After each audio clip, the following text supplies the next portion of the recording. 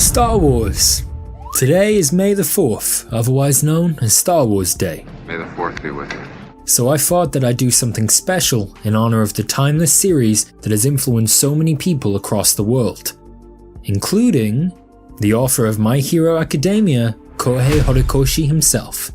Horikoshi isn't exactly shy about his love for the iconic space series, even mentioning in his author comments during Weekly Shonen Jump that he was excited for Season 2 of The Mandalorian.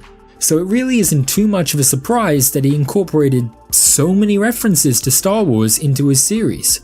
Personally, I think it's great that Horikoshi is able to express so many of his interests and passions into his work. So, to celebrate May the 4th, today we're going to be looking at Star Wars references in My Hero Academia. And whether you're a My Hero fan, a Star Wars fan, or both, I'm sure that I can provide you with some interesting trivia you never knew. Okay, so first up we have planet names. We're going to start with some quickfire ones.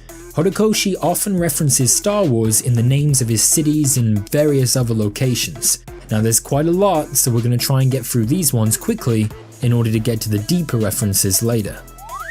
Dagobah Municipal Beach, the place Deku trains with All Might in Season 1, is a direct reference to the planet Dagobah from Star Wars, the planet where the Jedi Master Yoda lived in hiding and where he trained Luke Skywalker. This is also referenced in a scene where Deku is shown having to run while carrying All Might on his back, just as Luke did with Yoda.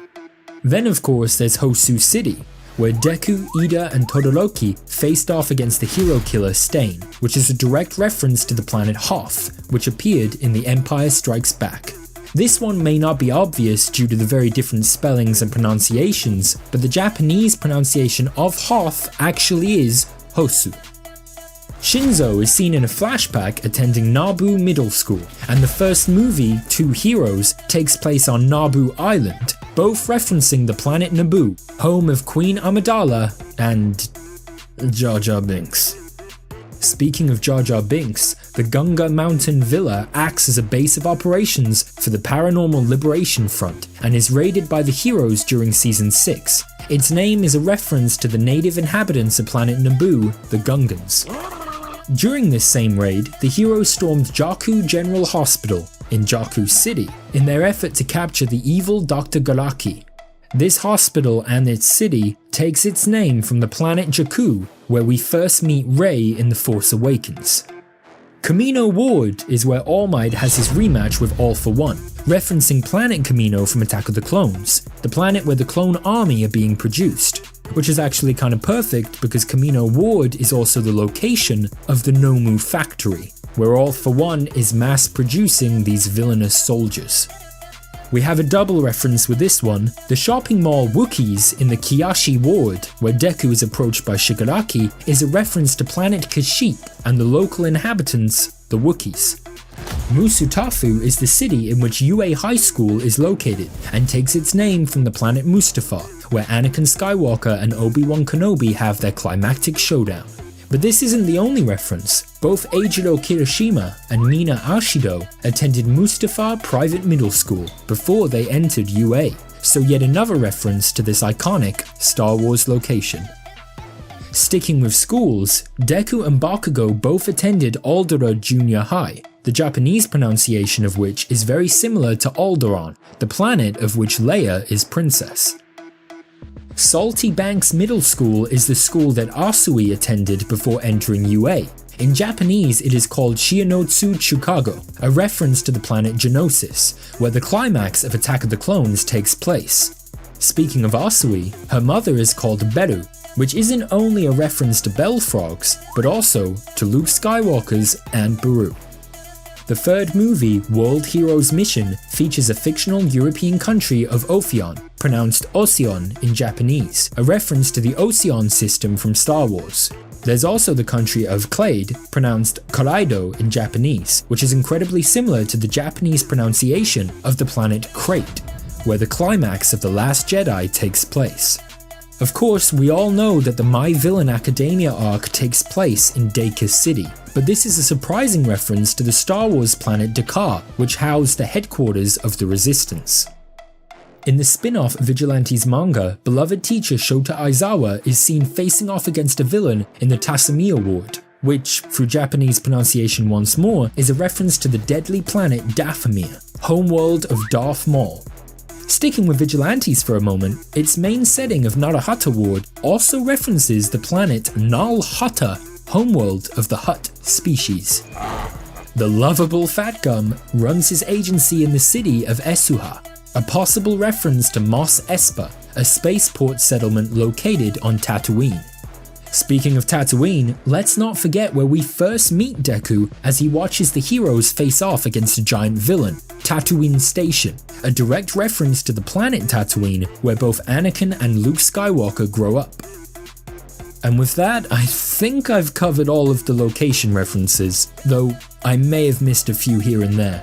I'd also add that during the newscaster's report of Gigantamachia's rampage in Season 6, a lot of the cities that were listed were also references to famous Star Wars locations.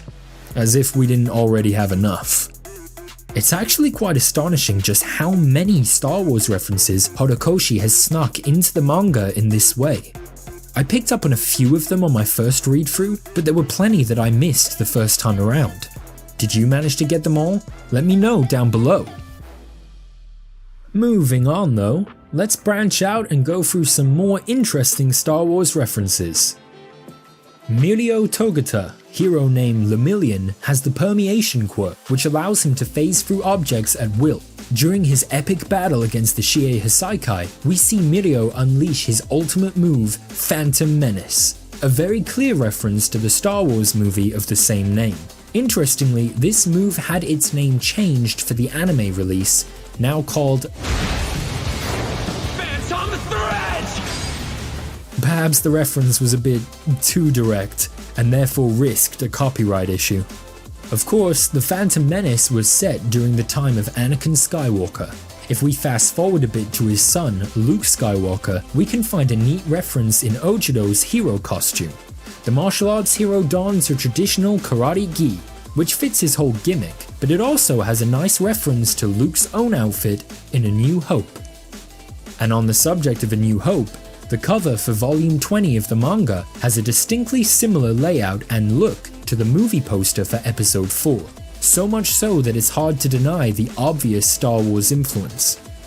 Then there's the legendary Yoda, who of course trained Luke in the Jedi arts.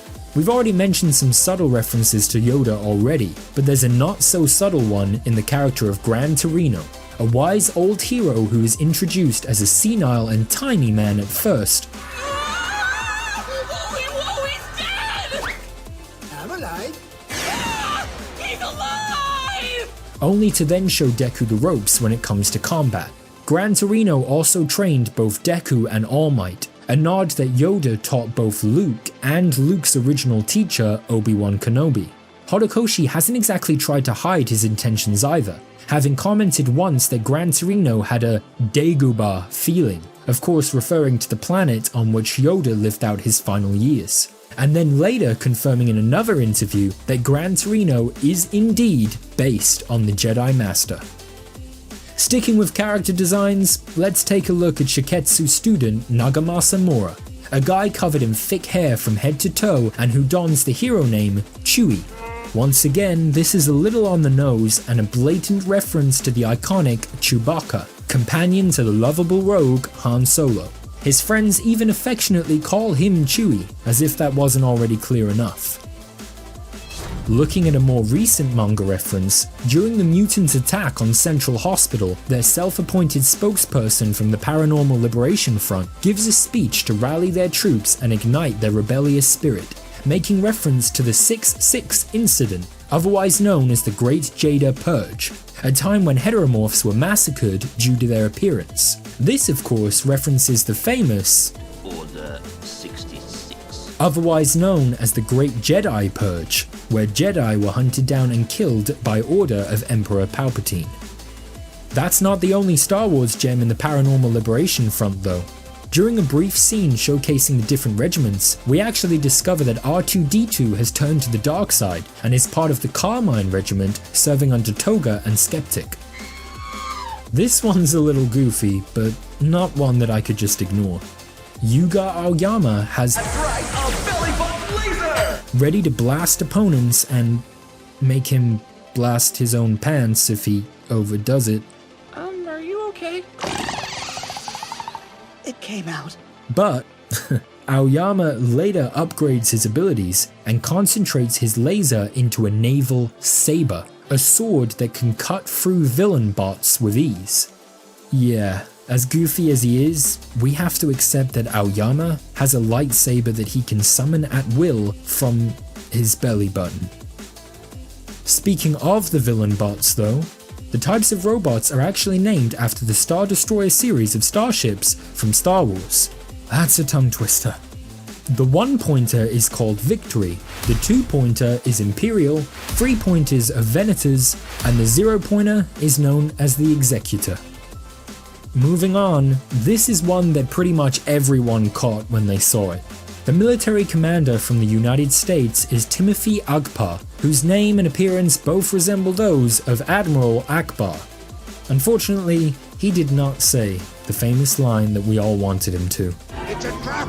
But that's not the only reference when it comes to the American characters. One of the pilots assisting America's top hero is called Wedge, a nod to the pilot of the same name who fought alongside Luke and the Rebel Alliance to destroy the Death Star, which makes Shigaraki the Death Star in this scenario, which isn't actually too far off.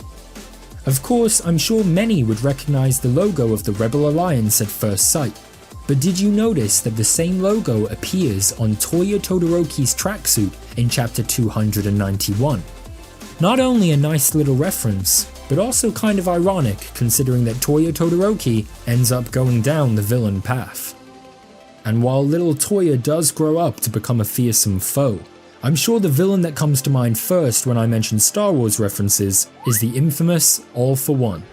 With his damaged and scarred appearance, and of course his life support masks, he bears a striking resemblance to the most well-recognized character of Star Wars and one of the most renowned villains of all time, Darth Vader. The likeness is uncanny, but All for One also shares many similarities with Emperor Palpatine, in the way that he manipulates the hatred and negative emotions of others for his own selfish gain, and dedicates his time to grooming his own disciple. And if those Dad for One theories somehow end up being true, well. Lastly though, I'm gonna end with a more lighthearted and humorous reference to wrap things up. During the school festival, Class 1A put on an epic music performance to liven things up. But for the sake of this video, it's Class B who took center stage and delivered to us their revolutionary play, Romeo, Juliet and the Prisoner of Azkaban, The Return of the Kings. Combining plot points from Romeo and Juliet, Harry Potter and the Prisoner of Azkaban, The Lord of the Rings, and of course, Star Wars. Romeo, you must have heard about your father from your mentor Gandalf. I am your true father! Join me! No! Thank you all for checking out this video. Are you a fan of My Hero Academia, Star Wars, or both? Are you surprised by the amount of references I managed to find in the series? Are there any that you think I missed? Let me know down below, and while you're down there, give this video a like and subscribe for more content to come. And remember, until next time, may the Force be with you, and don't forget to go beyond plus ultra. No!